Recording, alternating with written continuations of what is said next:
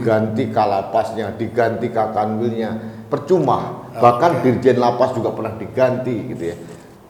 Menterinya yang belum diganti menurut saya. Ya.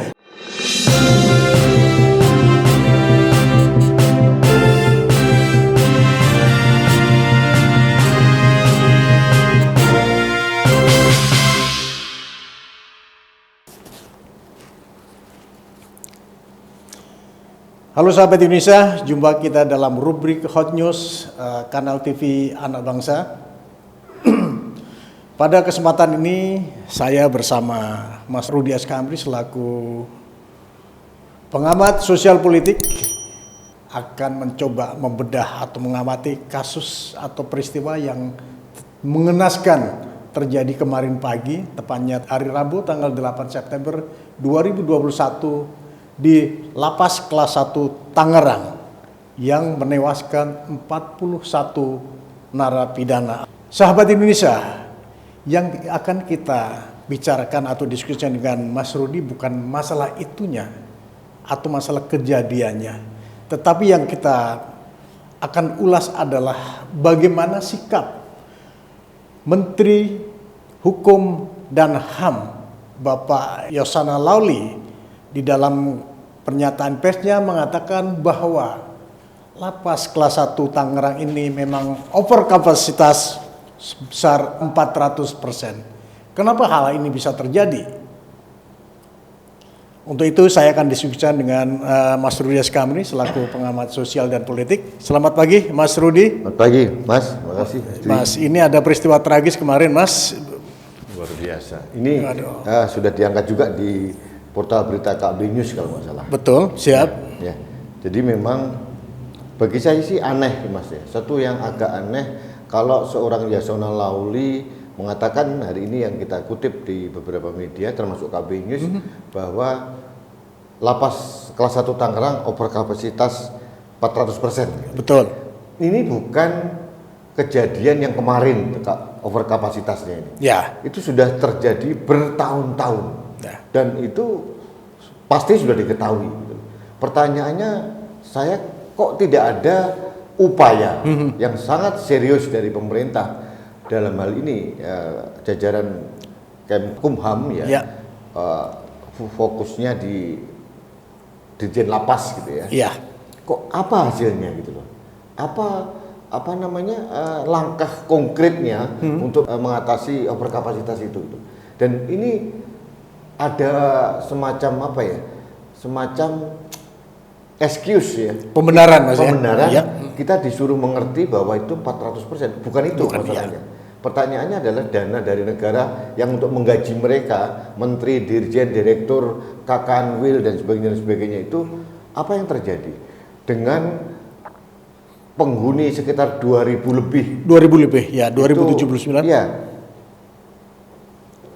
Sipirnya hanya sekian belas orang. 14 orang. Ini kan nggak masuk akal gitu ya.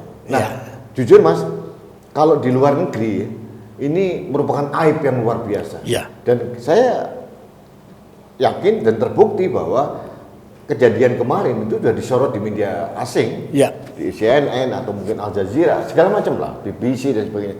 Jadi memalukan gitu loh. Nah, kalau di negara lain juga Mas, biasanya Menteri Hukum atau HAM yang menangani, yang membawai lapas pasti sudah mundurkan diri. Iya. Kalau di Jepang saya katakan udah bunuh diri. Sudah harakiri. Harakiri, iya. Di kita enggak. Ya. Saya hanya ingin mengingatkan kasus di lapas Mas. Di lapas itu bukan hanya di Tangerang ya. Ya. Di Sukamiskin itu udah berulang kali terjadi ada sel mewah, jual beli sel. Kemudian di Cipinang juga ada sel mewah yang katanya sehari dia harus membayar 1 juta. Kemudian kemarin ada pesta pora di Lapas Sukamiskin. Kemudian pernah ada di Lapas Sukamiskin dibangun saung-saung. Untuk itu luar biasa mewah gitu. Ya. Begitu diekspos dibongkar gitu. Jadi akal sehat masyarakat itu dibodohkan oleh tindakan pejabat ini. Iya. Jadi ada masalah diekspos dibongkar. Bukan itu masalahnya gitu. Karena kenyataannya akan terjadi lagi kalau tidak ada upaya yang sistemik gitu ya, dan tindakan yang membuat efek jera, tidak ada.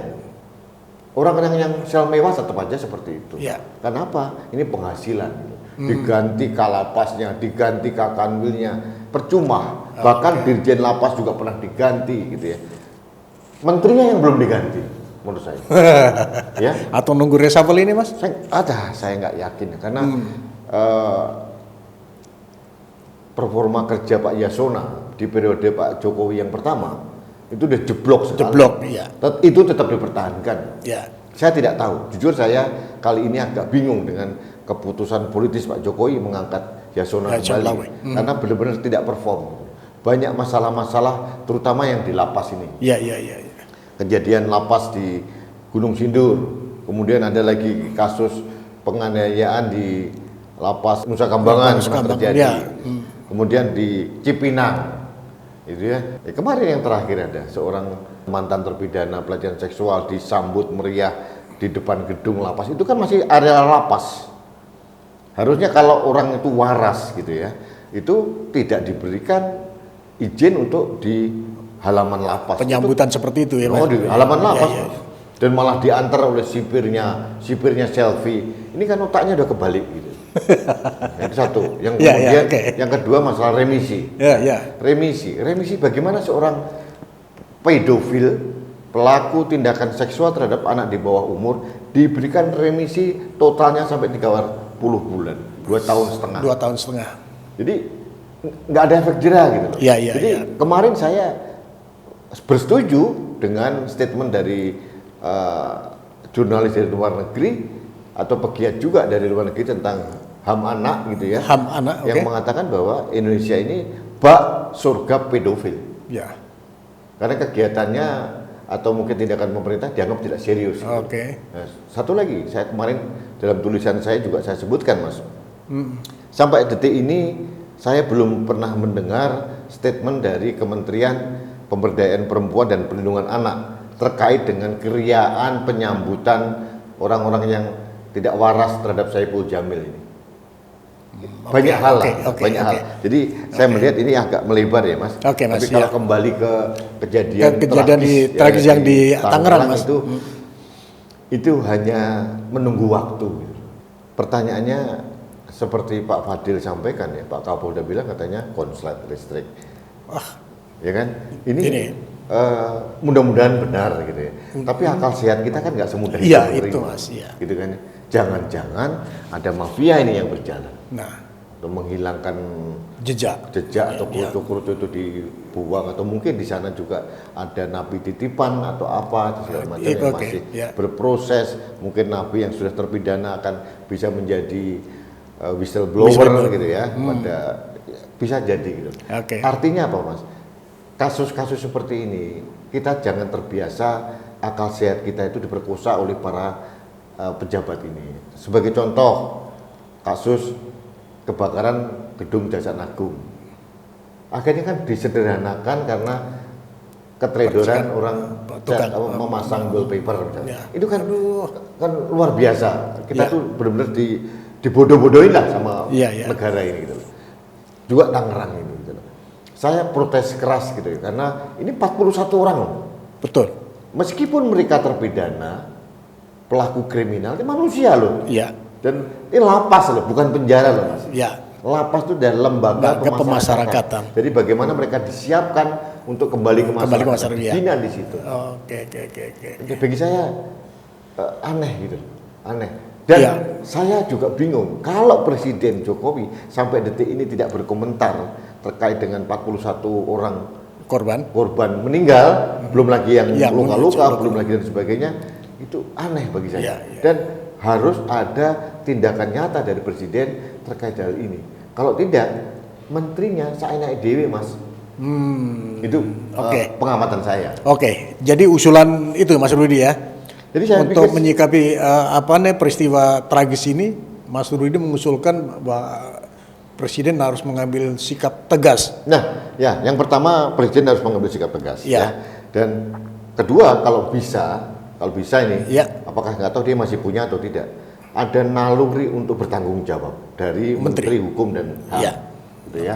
Ada rasa jiwa kesatria. Oke. Oke, meskipun itu bukan kesalahan dia langsung, tapi itu kan di bawah dia. Saya tanggung jawab. Tanggung jawab. Iya. Itu kesatria gitu. Ya.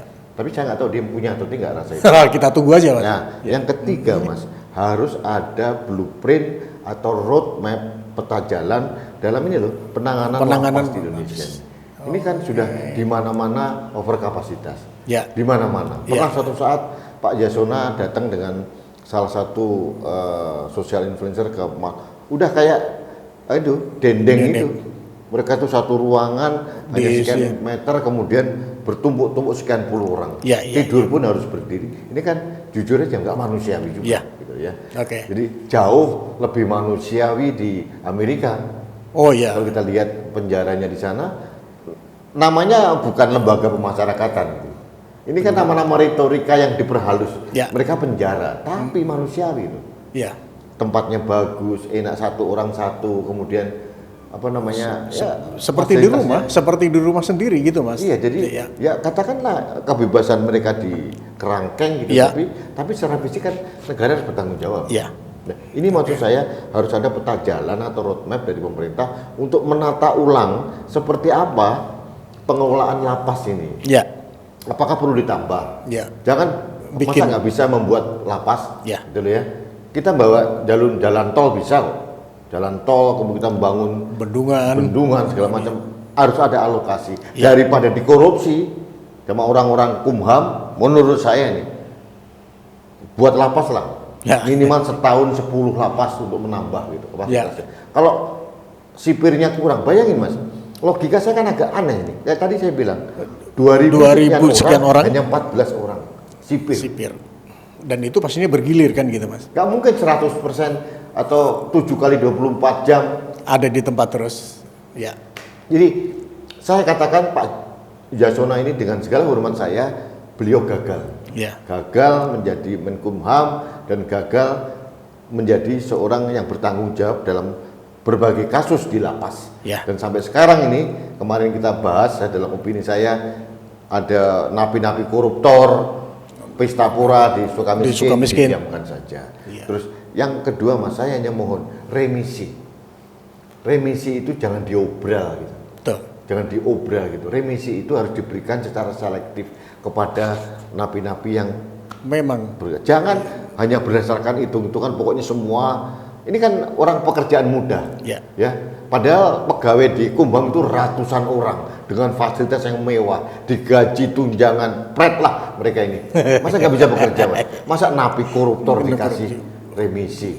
Coba napi pelecehan seksual dikasih remisi. Harusnya kayak begini-begini ini, Mas, yang menyangkut rasa keadilan masyarakat. Justru tidak ada remisi, Mas. Iya. Kalau perlu ada lembaga masyarakat yang super maksimum security gitu, mungkin ya.